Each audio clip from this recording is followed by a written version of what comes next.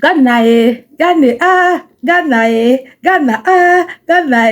Ghana. Ever since this list came online, that Ghana has the most educated politicians in the world, seventh most educated politicians in the world.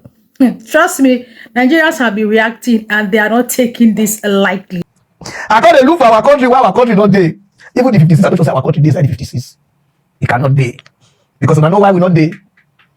The only thing our politicians have been doing, like they say, nay, the eyes have it. Now, this thing that I make Nigeria know, the Ghana go laugh us. Many of them are saying, wow, if Ghana has the seventh most educated politicians in the world, why is Ghana not like London? I'll be answering that question. And also, so many Nigerians calling out Nigerian politicians saying, see una life. Like they say on self be playing. You're welcome to my channel. I'm Delicious Army. Yeah, I talk Ghana. I talk Nigeria, South Africa, Kenya, and all the good stuff relating to them. Before we enter this just proper, let us watch again where Nigerian Senate President was trying to read numbers. The country's budget, first of all. Then we come back. 844 billion. 1 trillion. This money is too much for me. 1 trillion. I hope that is not the record. This is funny. When they say be playing, this is what it means.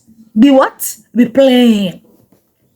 So Nigerians have been reacting. Many are saying that why is it that when it comes to good things, our country, Nigeria, is always found lagging behind? Me, the answer to that question, I've been saying it in my video since, so I don't need to repeat myself again.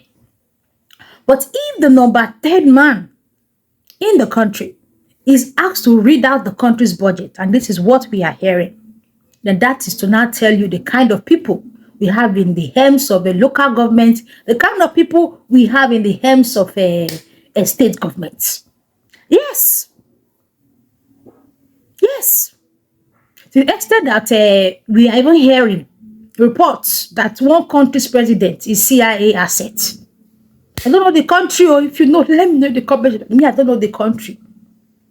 But let us listen to Koffi and hear what he has to say about this list that has been circulating online. It's not their fault. It's our fault because we need to put them into power. We will vote them. Even if we don't vote them, they come bribe us. We will try campaign for them, then vote them into power.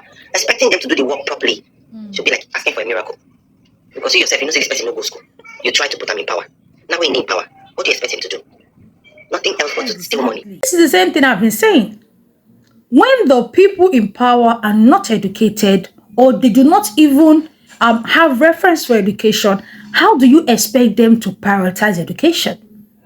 It takes somebody who is educated, who prioritizes education, because when you prioritize education, that is when you will, make efforts to be educated, even in old age. How do you expect someone that is not educated to now prioritize education? How do you expect that? Or how do you expect them to sit down and bring out policies that will move the country forward? That is the same thing I was saying in my other video that many of you did not understand. When you have educated minds, they can now bring in their ideas in such a way that it will move the country forward.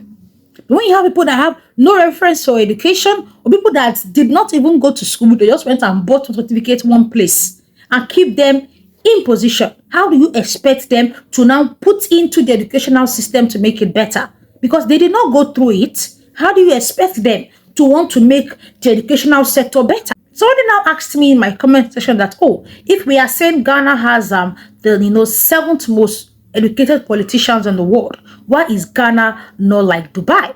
Now, to me, I don't understand your meaning of why is Ghana not like Dubai. Many parts of Ghana can boast of stable electricity, which to me is key.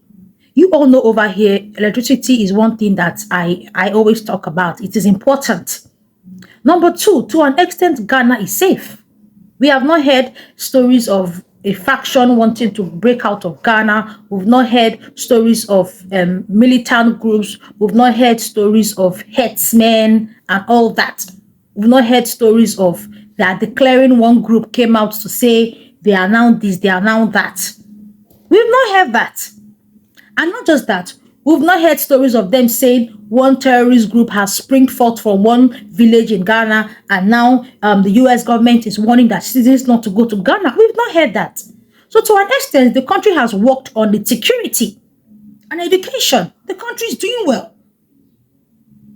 Most of the times, when we want to even blame these politicians, we should also blame ourselves also. For example, this is a video of the newly constructed Spintex Bridge that the president of Ghana, Nana Akufo-Addo, just commissioned, wasn't until yesterday, and they're already selling things beneath the bridge. Now, are we going to blame the Ghanaian president for what the traders are doing? Are we going to blame him? Just look at the way they want to deface the face of this bridge. I was supposed to react to that bridge, but I'm sorry, I had so many things doing, so I forgot to react about it. But I might do so later on. Are we not going to blame the Ghanaian government for this particular one? The answer is no. Because the Ghanaian government put in their efforts and they created a bridge like this beautiful, to ease traffic and to make transportation easier in the country. You don't now blame them. At times, the government does their little best, or let's say little effort, because trust me, many of our governments are not giving in their best. Trust me, even we, the citizens, we're not even maintaining it. Just imagine a bridge that was cost how many millions of dollars, although some Ghanaians are saying that the amount that they had, that they used to commission the bridge, and what they are saying there is not talent. You all know African politicians, it is their mantra. But a bridge that was commissioned just when traders are already going beneath it to sell. Tell me, will this bridge last 1 year before they deface it? The answer is no. This bridge will not last 1 year before they will deface it. Will you now come and blame the government for this particular one? And then the Minister of Works went there and started destroying all their properties. And they were still complaining that why did he destroy it? I'm asking, have the markets in Ghana finished? That the traders will now have to go under this new beautiful bridge. They were still celebrating to go and start selling things. So at times, the politicians, the government, give in their little quota. We, the people, are the ones even making it difficult. You will see the government will construct pedestrian bridge for people to cross. Some people will go on it and start defecating. Some will turn those bridges to dumping ground. Some will turn those bridges to where they will do their meet and greet. One issue we have in this part of the world is maintenance culture. Maintenance culture. We don't know how to maintain things over here. The maintenance culture in Africa is very, very low. Very, very. So that's just it. As a country, we can do better. The earlier we start electing people that are not just educated, but are willing to work, the better for us. The better.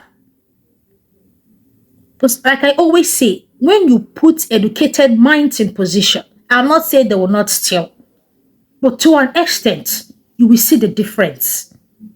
Because there's something education does to the brain. It helps rewires it. I mean quality education. I'm not talking about I go school. You cannot even read figures. Do all by liking the video. Do all by subscribing to the channel. Ghana, well done for this one. If you guys continue like this, it is now Ghana against the world. I'll see you in my next one, guys. Do all to like, do all to subscribe. Bye-bye.